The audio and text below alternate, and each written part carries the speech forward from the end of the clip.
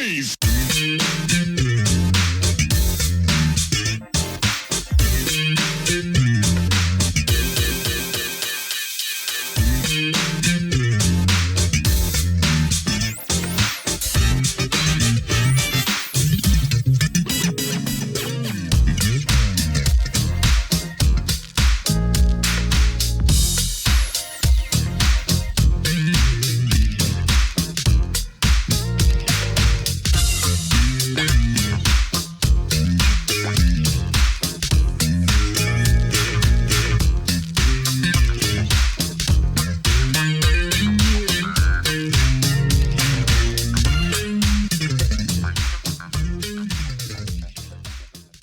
Hello and welcome to another edition of Truth and Rhythm. Brought to you by funkandstuff.net, this is the interview show that gets deep in the pocket with contemporary music's foremost masters of the groove. I am your host, Scott Dr. GX Goldfine, musicologist, creative arts journalist, and multimedia pro. Whether you're watching the video version of this show or the audio-only podcast version, I thank you so much for your continued interest and support in this show. If you enjoy this programming, there are several ways to help support Truth and Rhythm, as well as contribute to further enhancements and expansion, plus get some sweet perks and rewards in the process. First, subscribe to the Funk and Stuff channel on YouTube, which is where Truth and Rhythm lives, and be an advocate by spreading the word among fellow funk, jazz, and R&B music lovers. Second, join Truth and Rhythm's new membership program through Patreon, which features 3 tiers for truth believers, truth seekers, and truth crusaders. You can also submit a direct donation to the cause anytime at funkandstuff.net. At that site, which is loaded with awesome content, you can also purchase the book Everything's on the One, The First Guide of Funk, shop for official Truth and Rhythm and Funk and Stuff merchandise, and use the Amazon links for all of your online purchases, which allocates a percentage to this show. Sponsorship opportunities are available as well. Contact me directly at scottg@funkandstuff.net. For those of you who go the extra step in supporting the show, you have my heartfelt gratitude for allowing us to continue to shine the light on those special artists whose quest is to find truth in rhythm. I am pleased to welcome to the Truth and Rhythm Mothership keyboardist and composer Sam Carter, who is best known for his work with one of the greatest funk bands ever, Slave, as well as its offshoot group, Steve Arrington's Hall of Fame. Carter, who often collaborated with his horn-playing brother Charles, contributed to such seminal albums as Slave's Showtime in 1981, which has just been reissued, and Steve Arrington's Hall of Fame 1983 debut. The former included classic songs like Snapshot and Wait for Me, while the latter included top-tier tracks like Way Out, Nobody Can Be You But You, and one of my all-time favorite jams, Weak at the Knees. Coming from a jazz-oriented foundation, Sam Carter recorded with Slave through 1990 and later transitioned to working in education. Sam, how are you? I'm wonderful. Thanks for having me. How are you? I'm doing well. Thank you Good. for joining us. Much appreciated. Good. Where are you today? I'm in Ohio, at home. I get to work remotely in these days, thanks to technology. Yeah. Well, I'm glad for that. It got you well prepped for what we're doing today. So, Right. yeah. And you're from originally Dayton area, or where are you from? I'm originally from the Dayton area. I'm in what's called Clayton, which is northwest of Dayton, not far. Same vicinity. Okay. So you grew up in that hotbed of funk and R&B, and where they say it's in the water or whatever it might be. Yeah. Was a lot of music here. Didn't think of it as being abnormal growing up. It really didn't, because everybody was kind of doing it. We just thought that was a thing to do. As you can probably see, my siblings are in the background, all those pictures. My mom had us all play music. It was just something you did. When you got in the 2nd grade, Mom said, you got to pick an instrument. You're going to learn how to play music. And it was her way of getting us probably to calm down and quit bouncing off the walls. But also she thought it was good for our minds, and just it was helped us culturally. to learn music. So we learned. All of us played. We learned to read. A few of us played in the junior Philharmonic orchestras. I did. So you had some formal schooling musically? I did, as far as growing up. Yeah. I could read percussions, timpanis, all the percussive instruments, whatever you needed. Of course, the charts for the drums are different, but the charts for playing like marimbas or a xylophone are the same as normal G clef instruments and G clef reading or writing. So, yeah. So we learned that growing up. And how many siblings were there in total besides yourself and Charles? It was 6 of us total.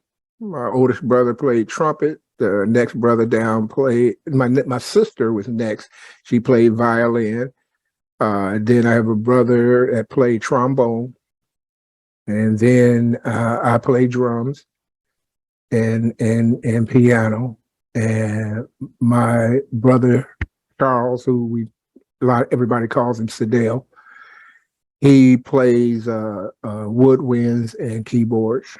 And our baby sister also played violin. Wow. So how close were the ages? Because I'm thinking it must have been a beautiful noise in that household with you guys practicing. Kept my dad at the golf course.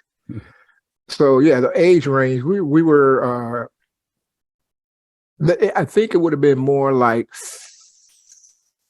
all of us were born within a 10-year to 11-year range.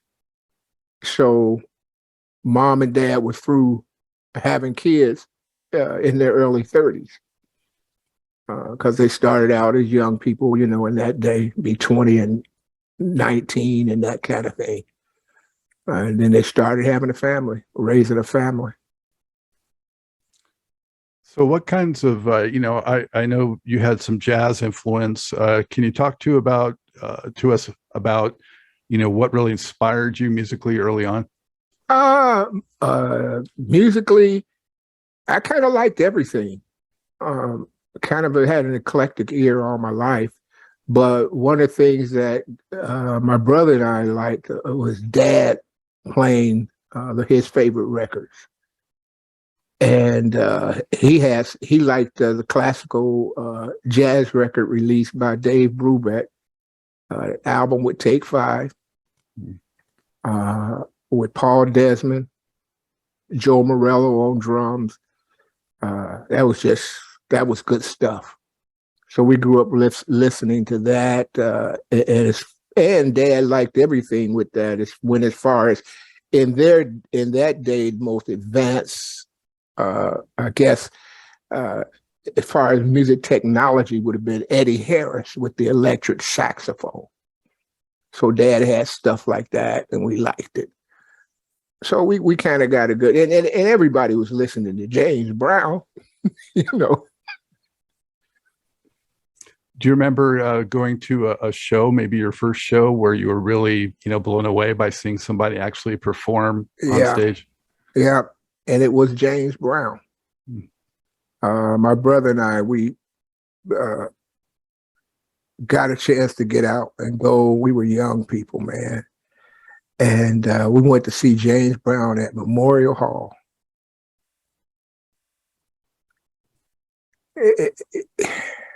People that have seen him know what I'm talking about.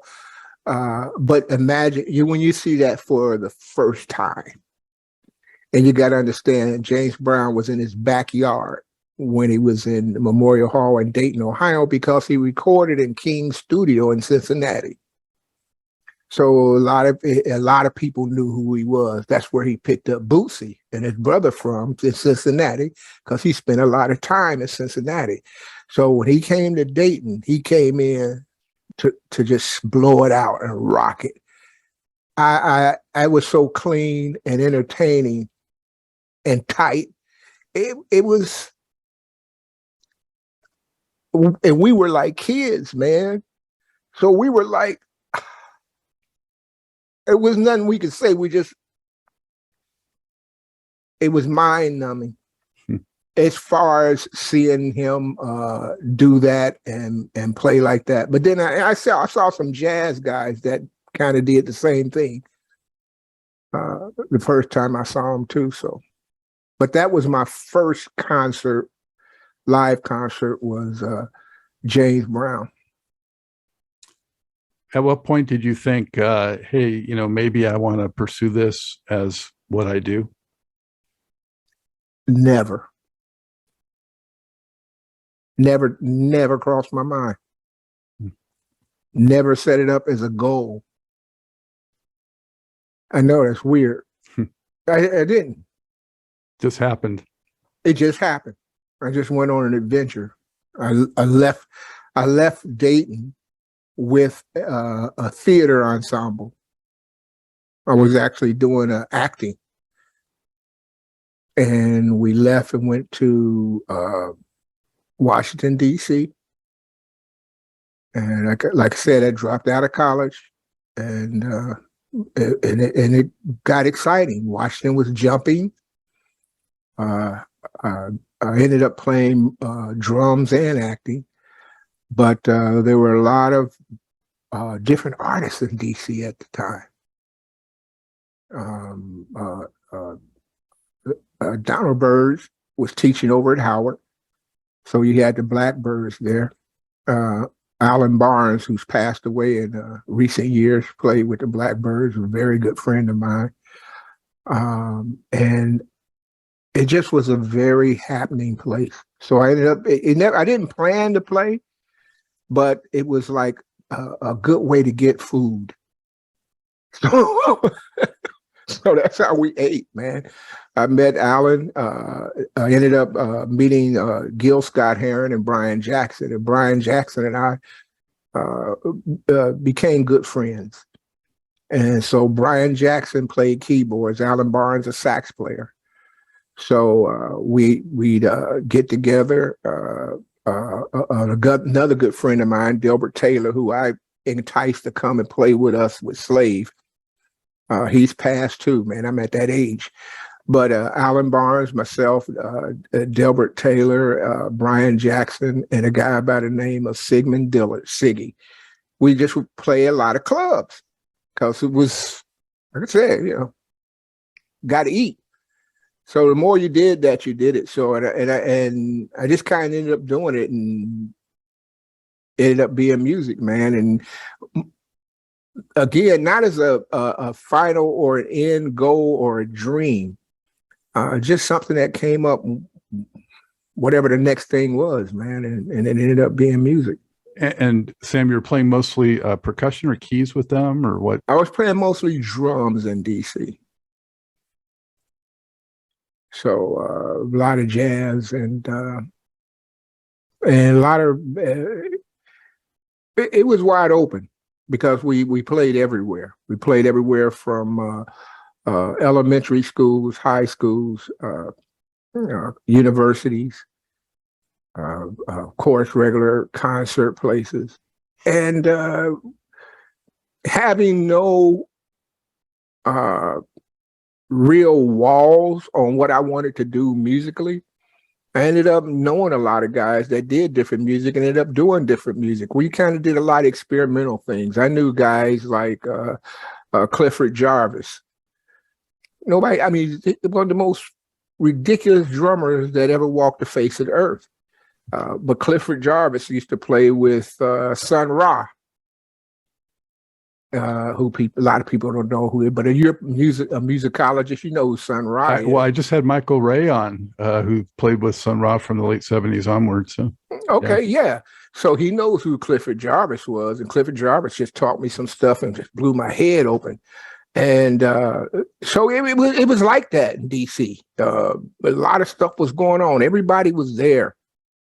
I mean, everybody was there. A lot of actors that you see in Hollywood now were there because a lot of them were part of the DC repertory theater, which was run by Robert Hooks. Well, I also recently had Tawatha Agion, and she also went to Howard and, was in that whole scene. So she was talking about so many of the great on the musical side and acting, just came from that. Such a hotbed of talent. Incredible. In the 70s, it was smoking. It was smoking. And it was just nothing to see some of the, it was just a lot of music opportunities. So I had opportunities to play with a lot of people. What year range are we talking? Is it the mid 70s or mid to late 70s, going into the 80s? So like Barnes was already successful through the Blackbirds, and Brian Jackson had already done a lot of stuff with Gil Scott Heron. Exactly. Yeah. Exactly. And but yeah, and everybody did some stuff. I played with a few people there that had recorded. It was another guy. Gosh, man, I'm telling my age. Not remember. Oh gosh. He used to do the vocals with us a lot. And he played Jesus. He played in Jesus Christ Superstar. You're not going to know who I'm talking about. Vocalist. He played Judas. Carl Anderson. Carl. Yeah. So Carl would be sing vocals with us. And dude, it was so much. I remember doing a concert with Carl. He was singing vocals. Same lineup I mentioned. And we were doing a concert at the Smithsonian Institute. And it was for Simone. She was a piano player. She ended up singing. Nina Simone. Nina! Yeah. Dude, man, I should have. It's late in the day, man. My brain only works in the morning. That's all right. We'll help each other through this. Yeah, but Nina Simone, man, it was a celebration of her life and her music. And it was incredible. We had an orchestra and all that, but we were the rhythm section. And it was weird. You know who the reception band was? We went downstairs after we played with Nina Simone. The reception band was the Headhunters, Herbie Hancock and the Headhunters. Whoa. So I dig it, right? So we're like, I go downstairs after we play and got in, and I hear this glorious sound kicking up from downstairs, and all these colors were just swirling out. And I'm like, oh man, my jaw's dropping. I'm like, dude, y'all should have been upstairs.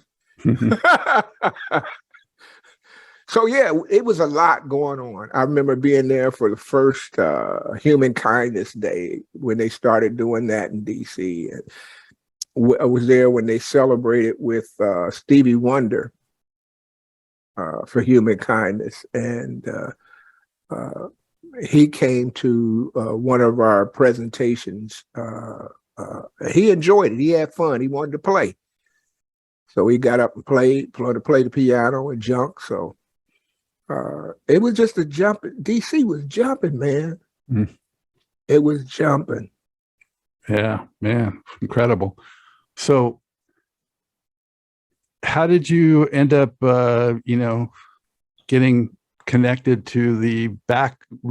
sort of to the Dayton scene musically? The Dayton scene. I ended up going up to New York.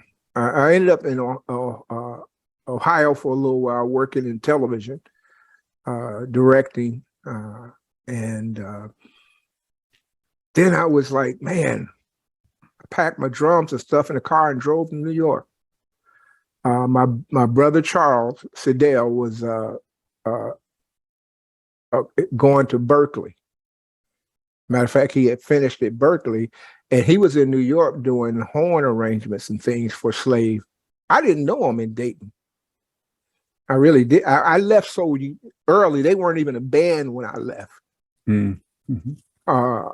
So I ran into them up there, and they were doing a rehearsal getting ready to do some recording, and I came over, and the previous piano player had just left and went back to Dayton.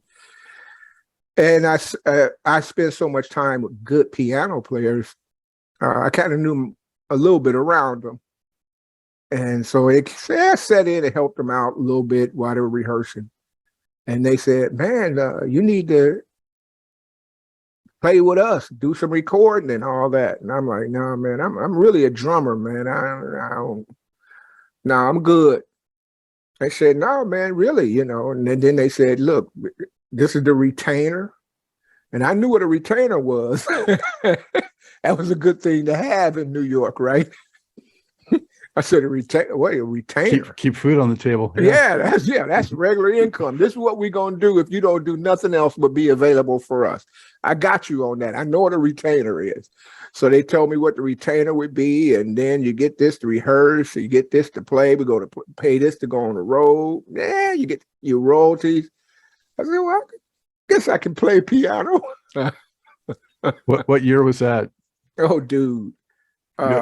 If you had to guess. It was in the late 70s. 78 maybe? 79. Yeah, close to that. 78, 79, whatever, before we did Showtime.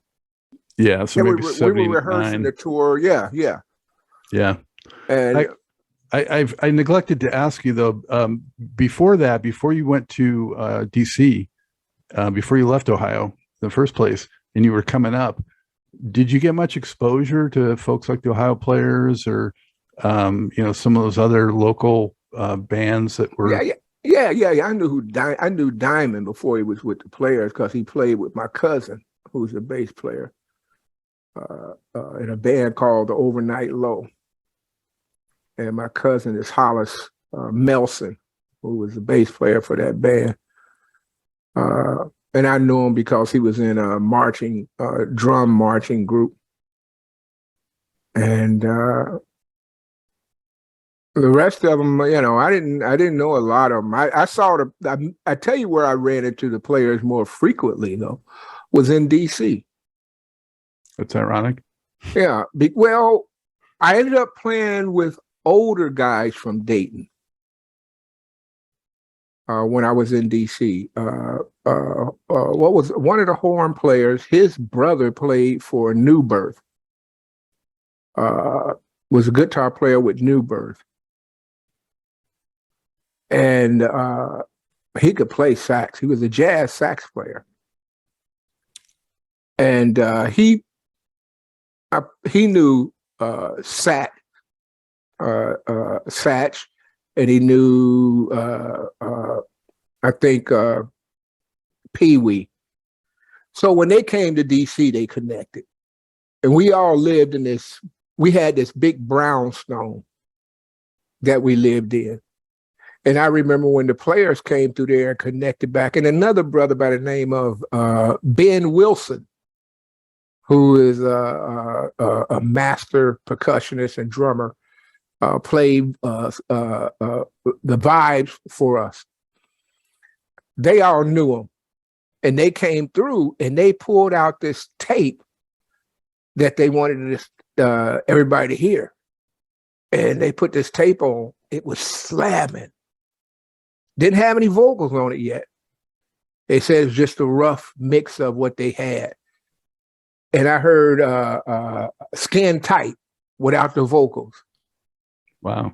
And it was like, that's some nice stuff. That's some nice stuff.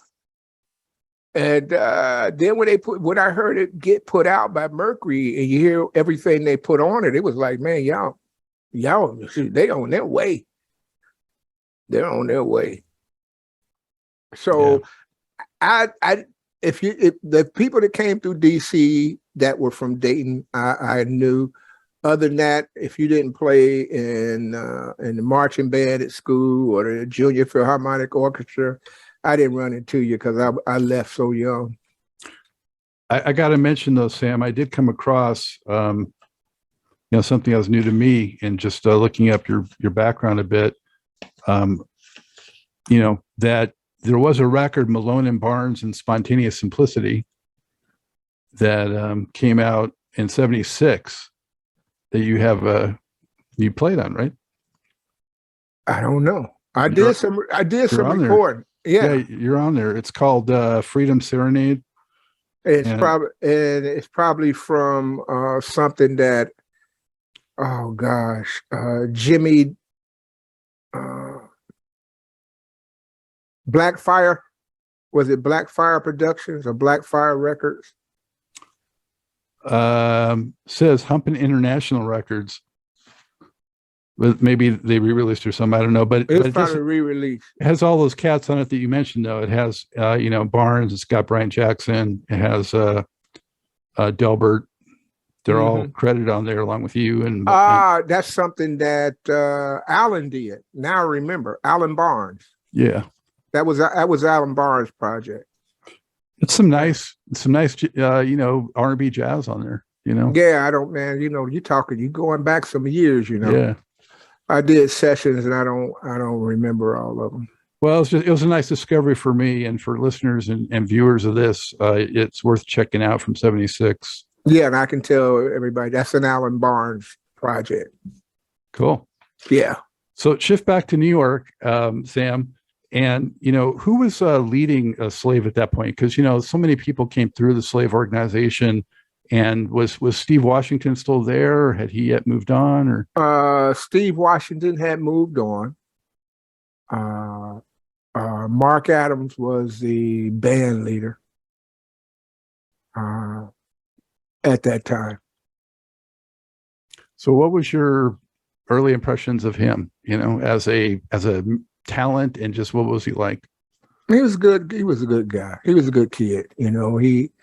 He could play. He was unique. He was young, though, from Dayton. But to be honest with you, the raw talent that those guys had in terms of being creative was really exceptional.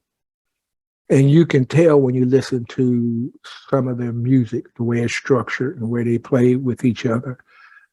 They always do music and write and tell a story.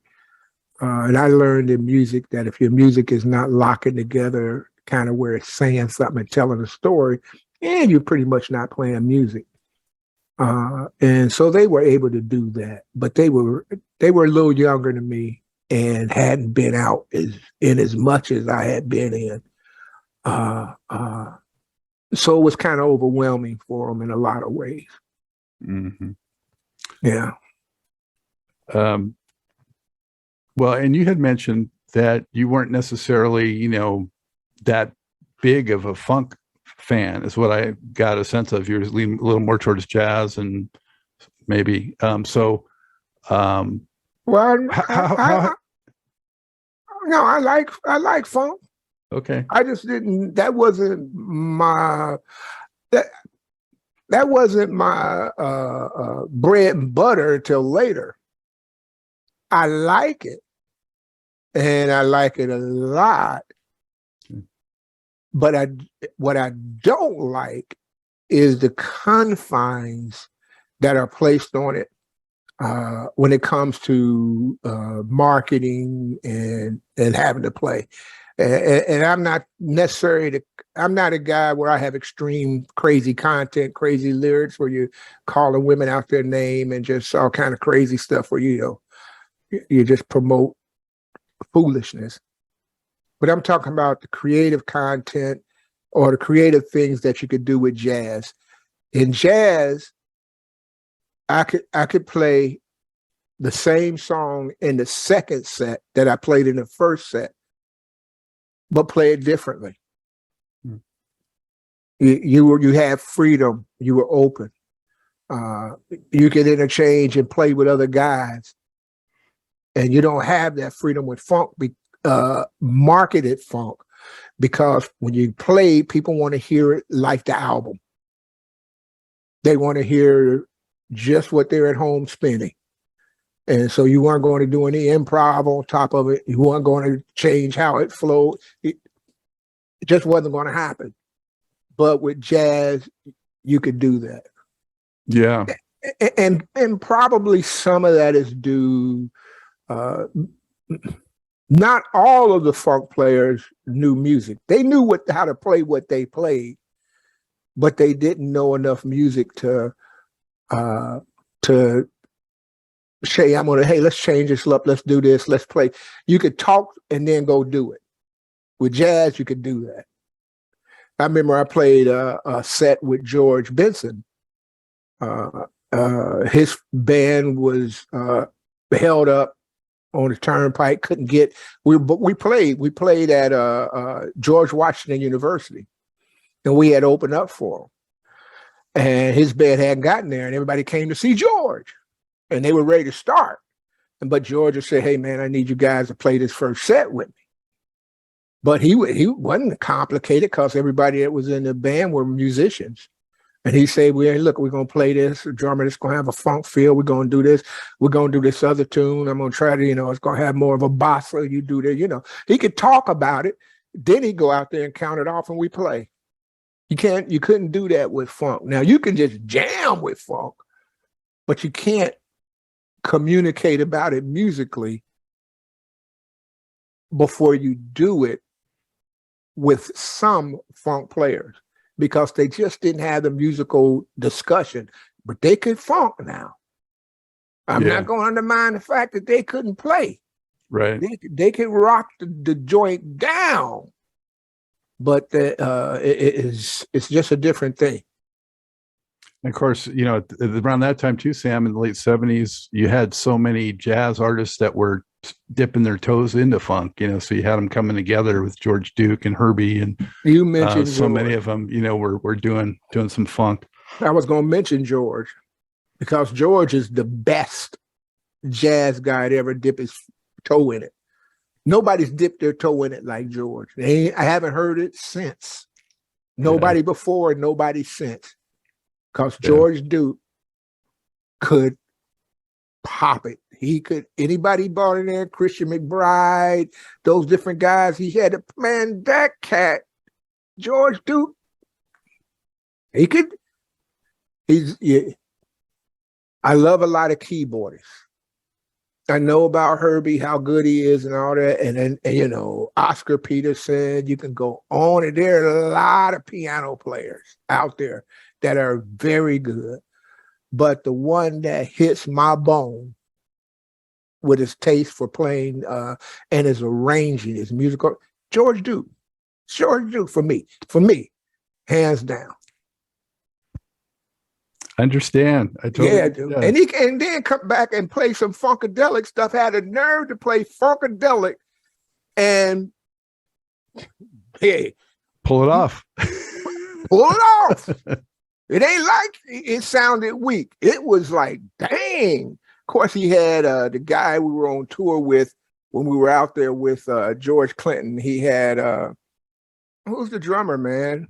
Dennis Chambers. Dennis was playing with. He's one of the best ever. Yeah. Yeah, he was playing with the Funkadelic when we were all out on the road. And we were all on the same tour.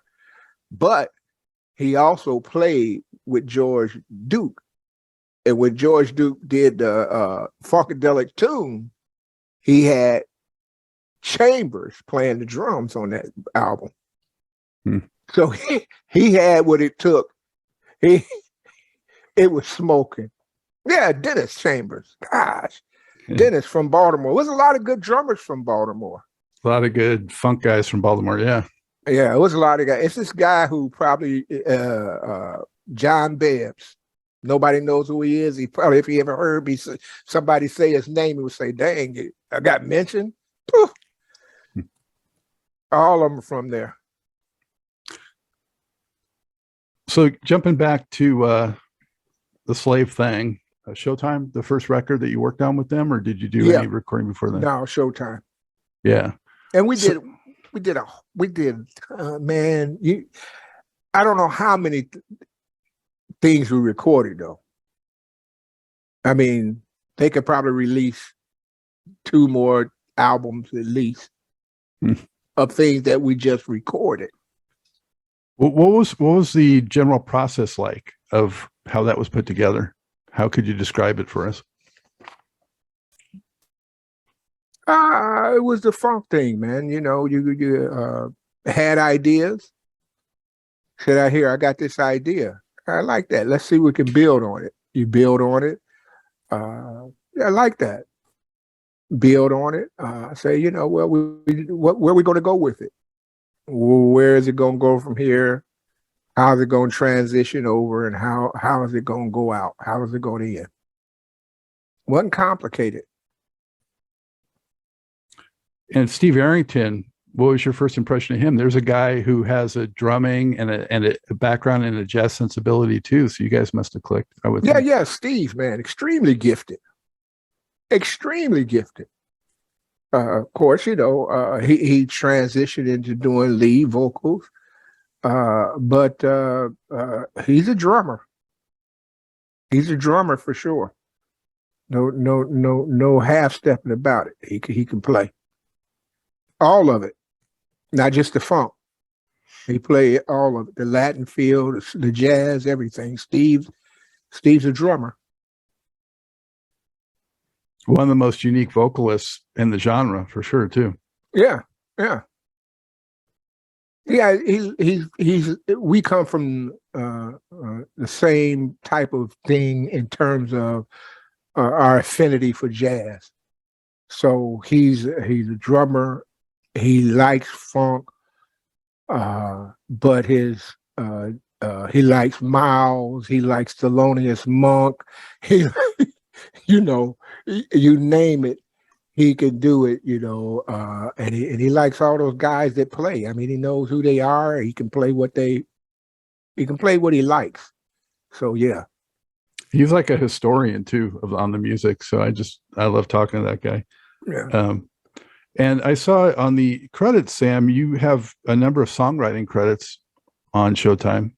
So what did you bring to the compositions? And specifically, you're attached to Spice of Life, which is a more mellow track, Smoking and Funkin' Town, which are two of the really serious funk tracks on there. Mm-hmm. Do you remember anything specifically about? I probably I would look the structures that you hear him harmonically. That's what I do. I bring it. I open it up. That's just what it is. I put layers in where the colors are there. So you could actually do improv off of it, but of course we don't. Was it like spine tingling hearing some of those grooves for the first time, come off the tape? Yeah, it was. Yeah, you like it. You're doing some stuff and it's good. You like it. Yeah, it's good. Spine tingling. Well, some of those, I mean, yeah. Yeah, it was good. You like it was good. When Mark hits some of those bass runs, and when Drac jumps in with some solos, and I mean, it's something pretty special. Yeah. I would not. Yeah, it's definitely special. It's good. I've heard some tremendous players. Oh, no doubt. You mentioned a lot of them already. Okay, so you're a little desensitized, but yeah. Yeah, I'm not going to say what I'm doing is spine tingling, but I heard some cats that will tingle you from the bottom of your feet to the top of your skull, dude. Yeah. Yeah, I got some funny stories about some stuff, man. You serious? I'm a country boy from Dayton. I got up in DC and I ran into some players. Yeah. Well, how did it feel when you first heard something you did on the radio?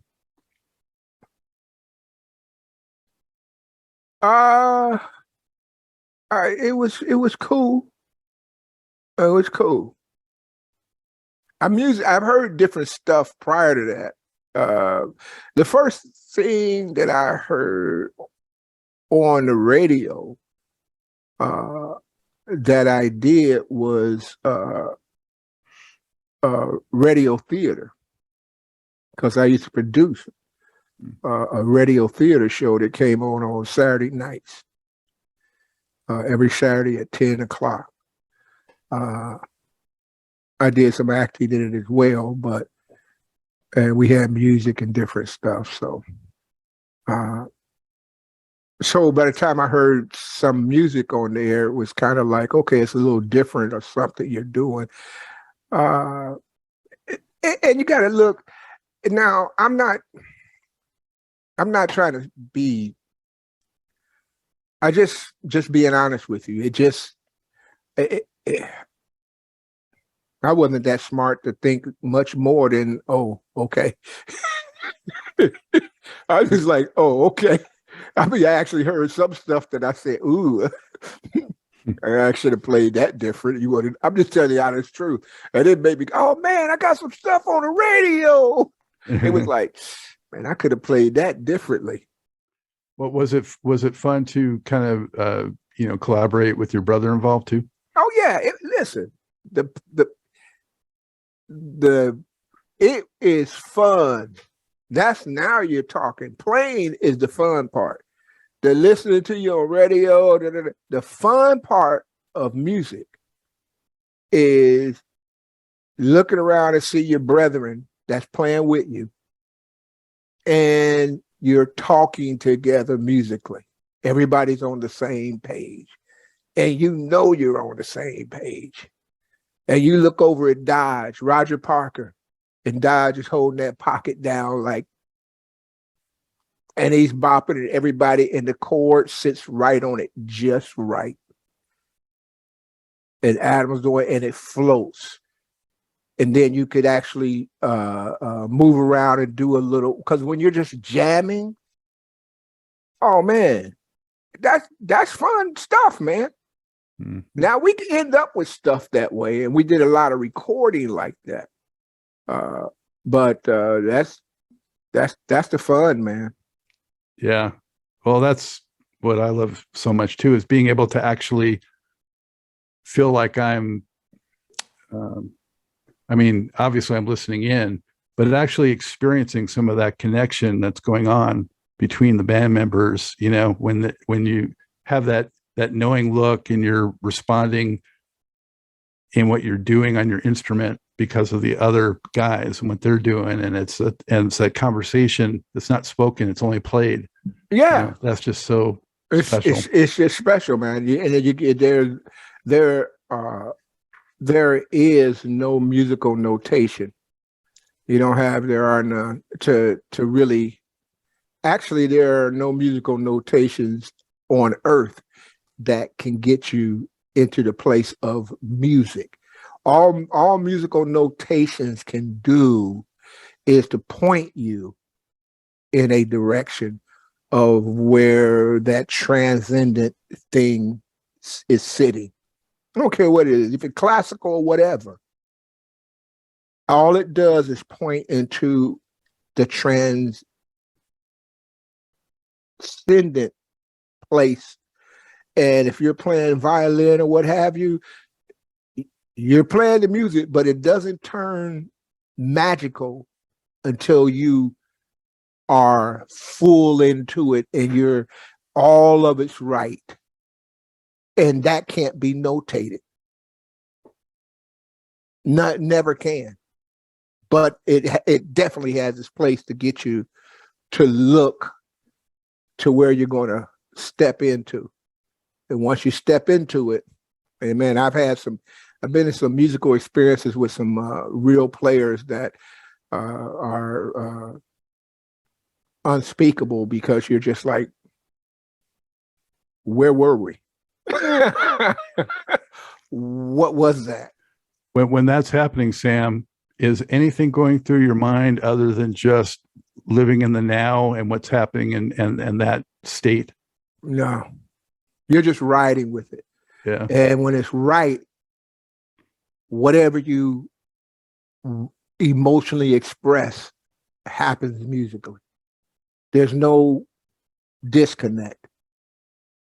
Whatever you emotionally express happens musically. It's thinking like kind of drags it down. It's a weird thing, man. And that's not saying some of the most brilliant thinking people are playing music. And a lot of jazz guys, a lot of funk guys are great thinkers. But there becomes a point in the music where you transcend that. And you got to just be, you got to be where that is to experience it. That's when you got a good pocket. You can, that's what you're looking for when you want to lay down a pocket and a groove and record and all that. So there's much more to this great Truth and Rhythm interview. Just continue on to the next part of the episode. Also be sure to subscribe to this channel. If you've already done so, please share it with friends. And become a member by joining Truth and Rhythm on Patreon or consider donating at funkinstuff.net. Thank you very much.